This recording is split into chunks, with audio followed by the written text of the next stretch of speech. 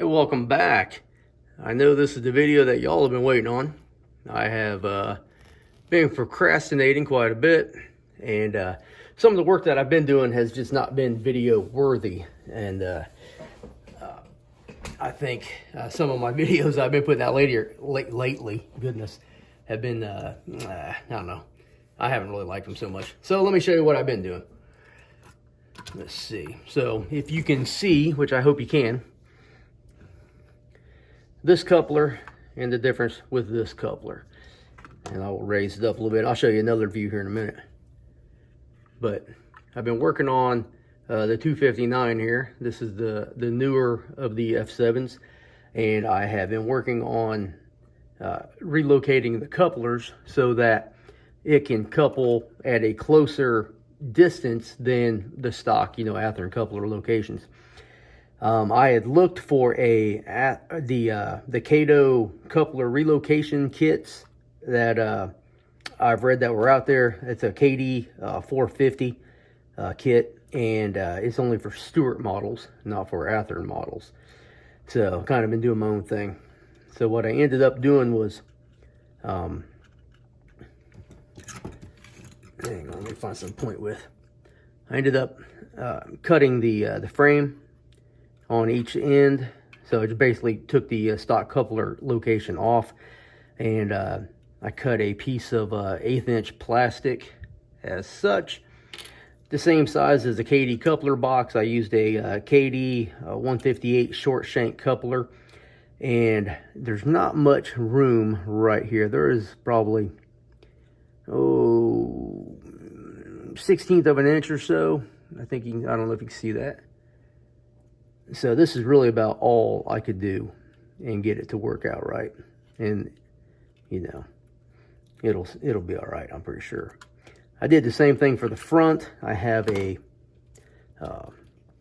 little piece of L-shaped plastic here, and I will end up gluing this to the front of the body like this, something like this. Of course, the little white part will be on the inside, and then this coupler will be a lot further back compared to the stock coupler right here. And that's what I've been working on, and I have added some detail parts. Let's see, 259 got a little bit of weathering on the top. Has the cooling coils on there. They got the spark arresters on there. I can't remember if that was in the last video or not.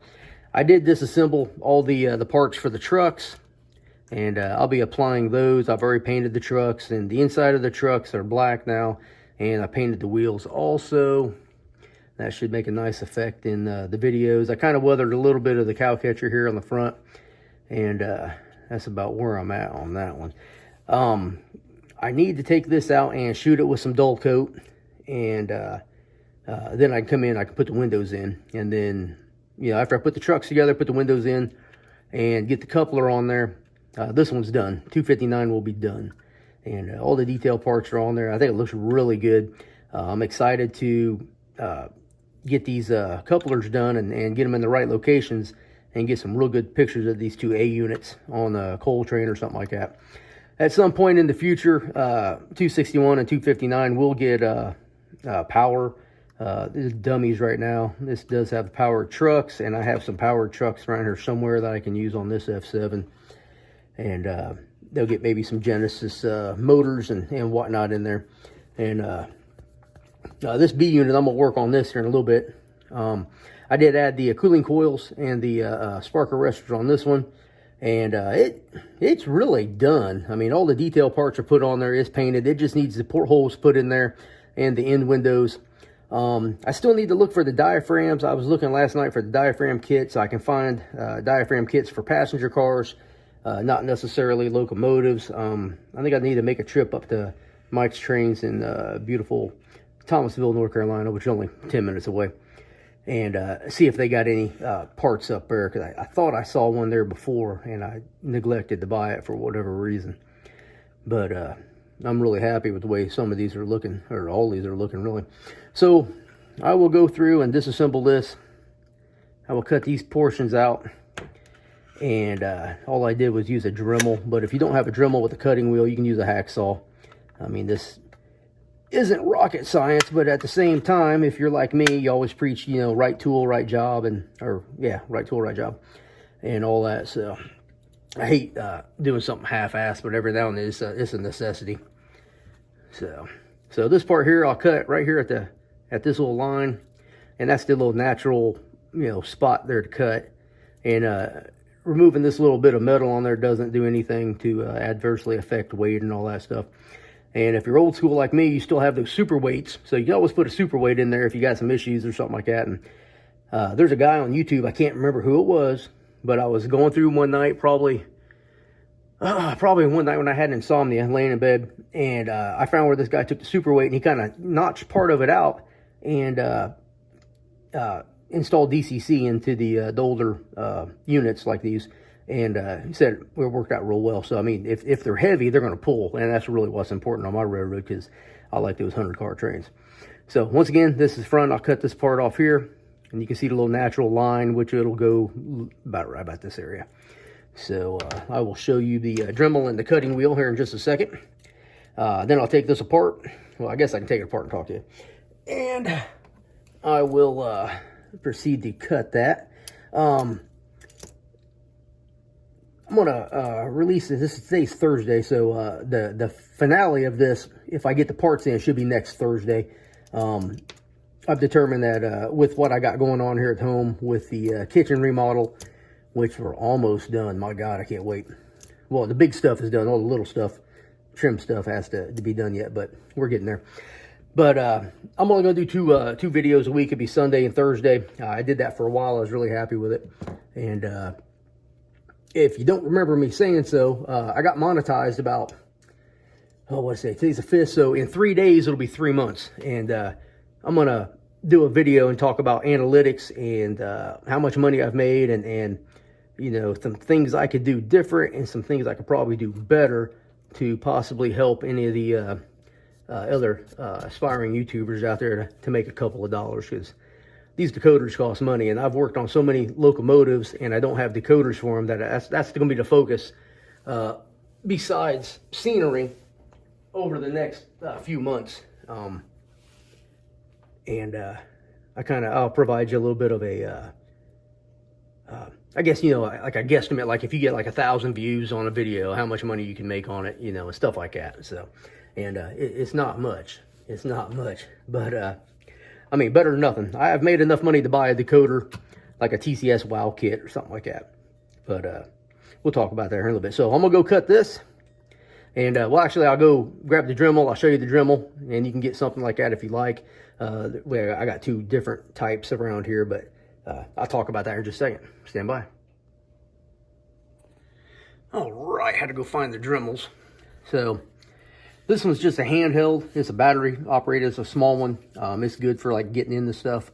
And the most important thing about this is don't lose the charger. Otherwise, you're going to be screwed, because I haven't charged this for I don't know how long and I can't find the charger.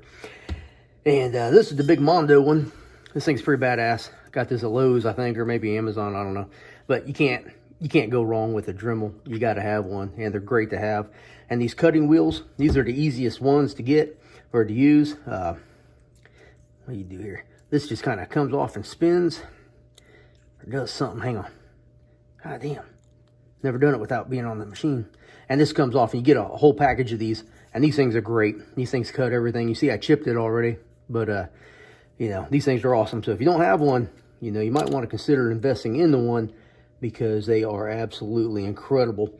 And they have, I don't know where the hell it's at, but they got this little a bit that goes on there that is kind of rounded, and it's got teeth on there, and it's great for grinding, and you use it for plaster and rock and all that stuff, making rock and in plaster and vice versa. So it's pretty cool. So I'm gonna get this loaded up here. I'm gonna take this and we'll cut it. Literally, I'm just going to hold it on the table, turn this on, cut there, and same thing on the front here. And then I'll use a file and I'll smooth it all out, and then I'll be right back. All right, that didn't take long, probably about 2 minutes. So you can see pretty decent cuts. I'll clean that up with a file and paint it black here. and everything. And that super weight I was talking about, it just fits right in there, squeezes in, and then, you know, you got plenty of clearance for your motor and all that stuff. But this guy, I can't remember who, I wish I could remember who it was.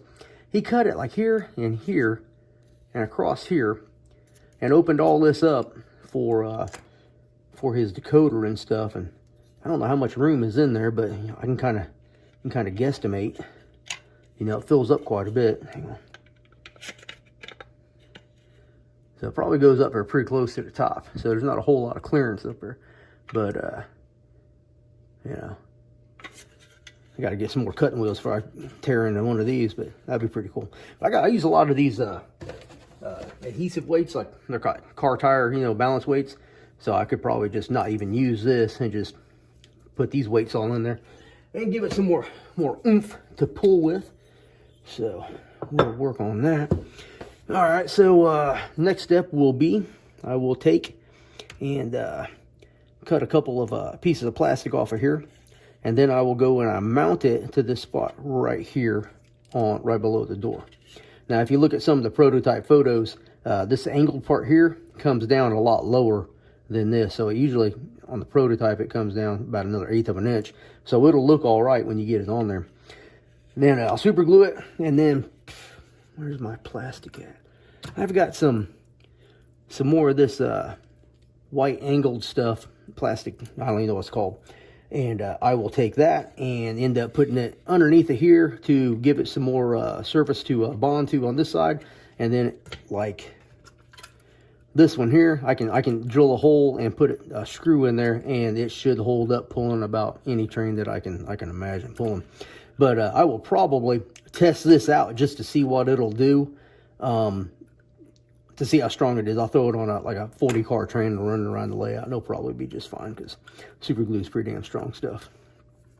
If you're old like me, remember them super glue commercials back in the day where dude was like on a skyscraper with his super glued his hard hat to the I-beam, and it was hanging up there. You know, I know it was fake, but it was a good commercial. Made me laugh. Still think about it. So I'll get working on this. I'll get all this stuff here cut out, and I'll be back here in just a second. All right, so that took me a little longer than I thought. So I'm going to show you the difference here, and then I'll take the B unit apart, and I'll show you what I did there. And also, let me correct myself. I said earlier that most of these are almost done. I totally forgot I got MU cables to put on, and I got all the cut levers to put on in the front. Now, this procedure that I used on this B unit and on the 259 here to get them closer together, you can see the difference right here. Pause it and measure it if you want. And then come over here. The 261 still has the old coupler on there, and you can see the difference. You can see the difference in the coupler shank itself, and that's the same coupler. So you can see that my method works. Now, will it hold up to pulling trains? Who knows? Who knows? But the A units are just for photos right now, and the 261, I'll end up putting some handrails and stuff like that on there as well, or not handrails, but the oh my goodness, I'm having a brain fart. I don't know, the handrails, the grabs, whatever you want to call them, I don't care anymore. But I'll put some of those on. I think it'll look just fine. Might even put a headlight in there so I can turn it on and off. Maybe an old decoder that I have that the motor control chip is out, which I have a bunch of those and everything. So I also said that the couplers were 158 short shanks. They're actually 153 short shanks. But so there you go. You can compare that, and we'll go over here to the very dirty, very busy workbench area.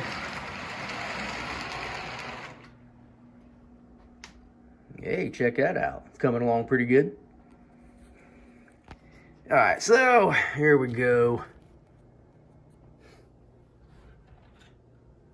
I'm probably going to test this B unit just to see how it'll hold up. I got some Western Maryland F7s on about a, I don't know, 85, 90 car empty coal train.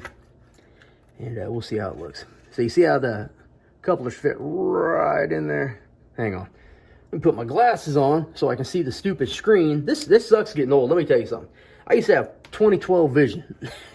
Now I'm 2020 with an astigmatism, and I'm pissed. So Getting old sucks. That's all I can say. So you can see where I haven't painted that black yet. I left that like that so you could see it a little bit better, but you see it fits right in there. And you can see that there's plenty of clearance with the between the box and the couplers. Now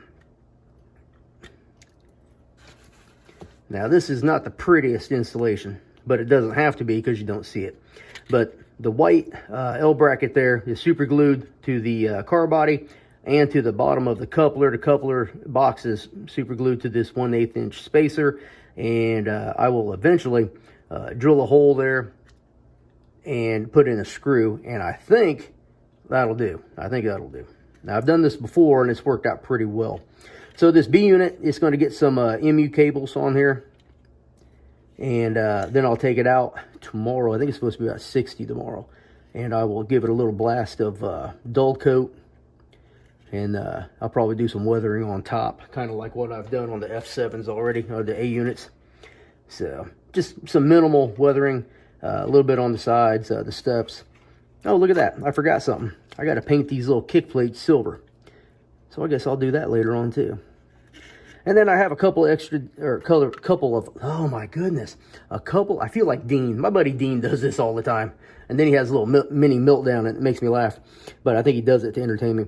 So I got the F to put on to designate the front. My God, what's going on? And I got to put the F on the F unit front here. That was a good one. Sometimes when you start stuttering, you just need to stop. Take a deep breath. And go at it again. And there's some couple other things I'm going to do. Go through and throw a little bit of silver on the handles here, and maybe back here. And I need to find those diaphragms. I'm not sure if I could use passenger car diaphragms. There's a lot of different prototype photos out there, and some of them have diaphragms, some of them don't. But I'm going to do the diaphragms just to kind of close that gap in between them. I think it'll look pretty good. But so this one here, I kind of messed this one up. This isn't going to work the way I wanted it to work. I may have to totally rebuild this one and just offset the coupler a little bit, because if I put this in there now, I mean, it looks okay, but the coupler's pretty far back compared to this one. I think this just stock. I'm not going to mess with this, and I'll probably leave this alone. But this one here will be back quite a bit, and it may not couple to the cars right.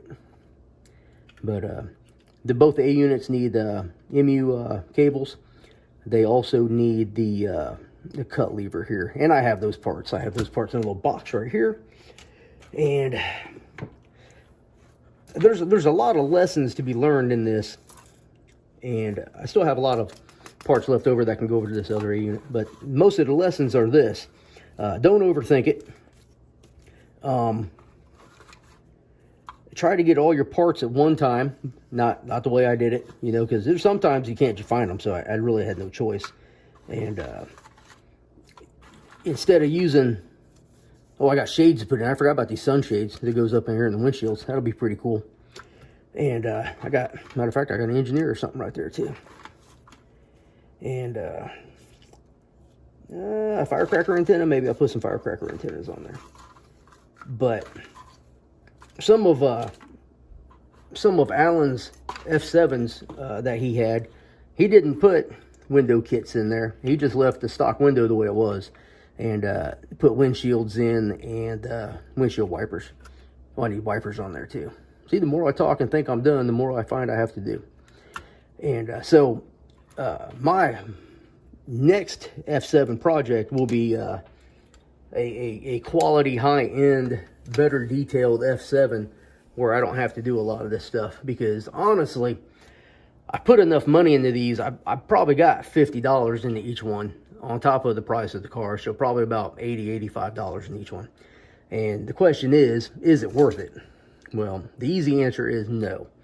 But the answer I can give you is I've learned a lot, so that part's cool. And if I get these published in the magazine, it'll all be worth it in the long run. But that will be seen here in the future. So a lot of little things to do yet, and I am starting to get motivated to do them again. Some other projects are going on around here that have been taking up my time. Kitchen tile, I've probably mentioned that already this video, but I'm doing kitchen tile, and my wife is really good at doing the grout, and we're really working well together. Now, I love my wife, but there's sometimes we work together and it don't work out well for either one of us. But we're getting along and having a good time, and it's really fun spending time with her, because I married her for a reason, not just because she's hot, got big titties, but she's got all kinds of other attributes that are incredible. I mean, she's super freaking smart and beautiful to boot, so you can't beat any of that. So like I always tell her, she got the B's. And guys, if your wife has the B's, that's brains, beauty, boobs, and a butt, you got it made. So on that note, like, subscribe, comment, hit that notification bell. Come back in 2 weeks and watch the next video on this one. There'll be next Thursday, there will be the freight house video will be up, and I'm gonna spread these out a little bit because I've been so busy in the holidays and all that stuff. So come back here in a few days, see what I talk about next. Thank you.